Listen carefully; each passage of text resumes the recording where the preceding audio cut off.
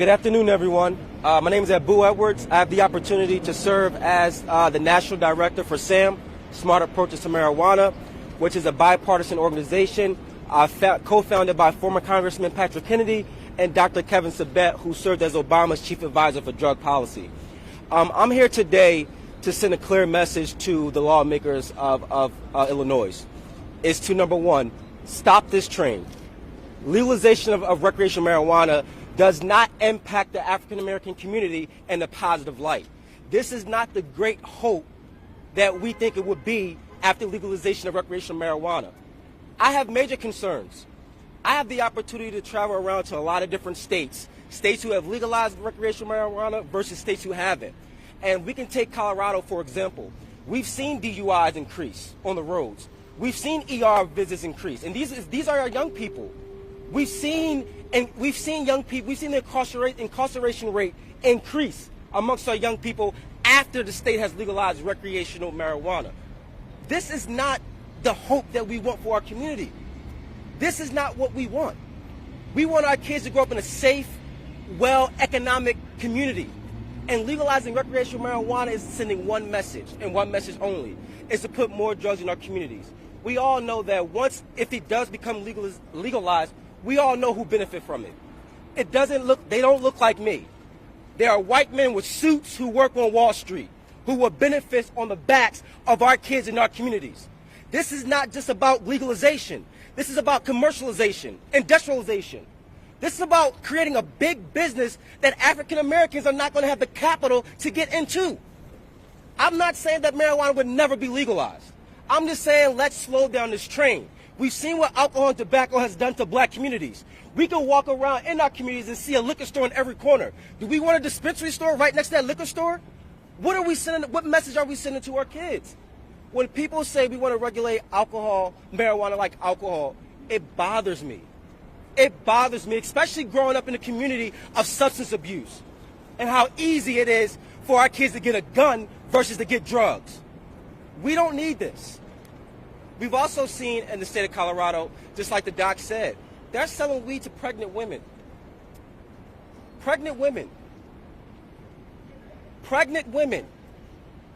So I ask every last one of you who can see me, if you're watching me on TV, call your legislators. Tell them that we need to find out another revenue stream to tax because our kids mean so much to us. We should not legalize a drug on the backs of our kids. Do you know what commercialization is? It's advertisement. It's like walking to the store and seeing a big plastic board saying, weed for sale, or it's good to smoke weed. In our communities, these advertisements are not going into the white neighborhoods. They're going to be targeted into black neighborhoods, and we all know that. We've seen it in Colorado. In one black neighborhood, you got more dispensaries than McDonald's and Starbucks combined. That's what we're looking at. So when people say, oh, this is not, marijuana is not harmful. This is not the Woodstock marijuana that our parents smoked, where you can roll up into a joint. This marijuana has evolved. I call it the millennial marijuana, where you can smoke it, you can vape it, you can inject it, you can do whatever you want to do with it. This marijuana contains up to 99.9% of THC. We all know that a lot of us out here are not eating cookies, candies, pops, and cakes. We all know who the industry is targeting.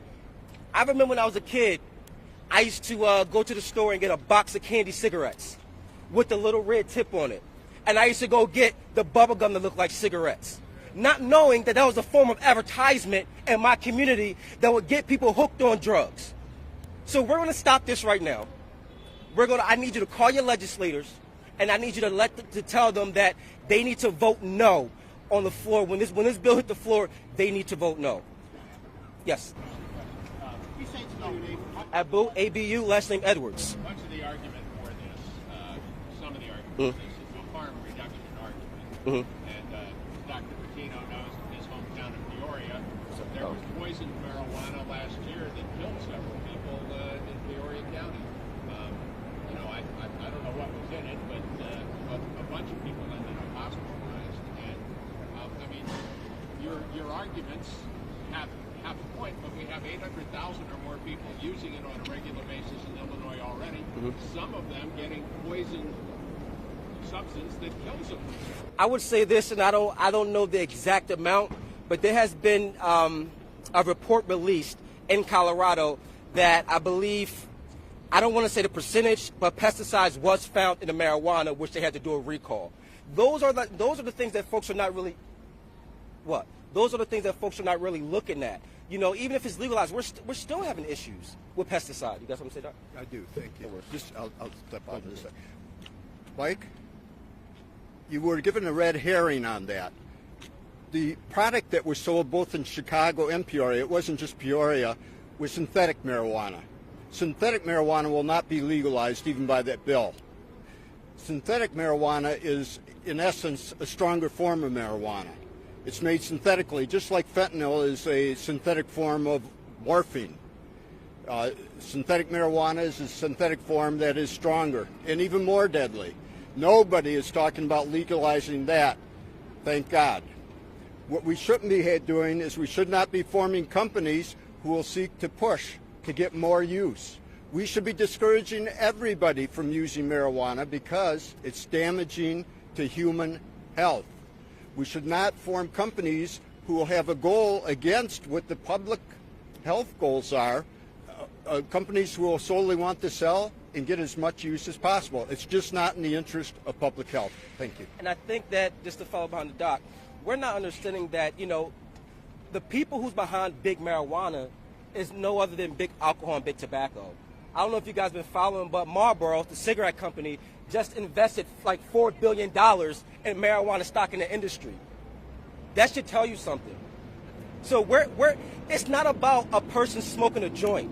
This is not about the average person who wants to smoke a joint on their porch or in their house. This is about big corporate greed coming into our communities, benefiting off addiction in our communities, and not even living in our communities, and plastering all this advertisement and commercialization in our communities where they don't even live, and our kids got to walk the streets and look at this.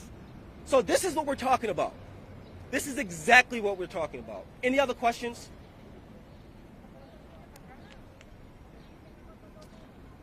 Thank you. Thank you, guys. I appreciate it.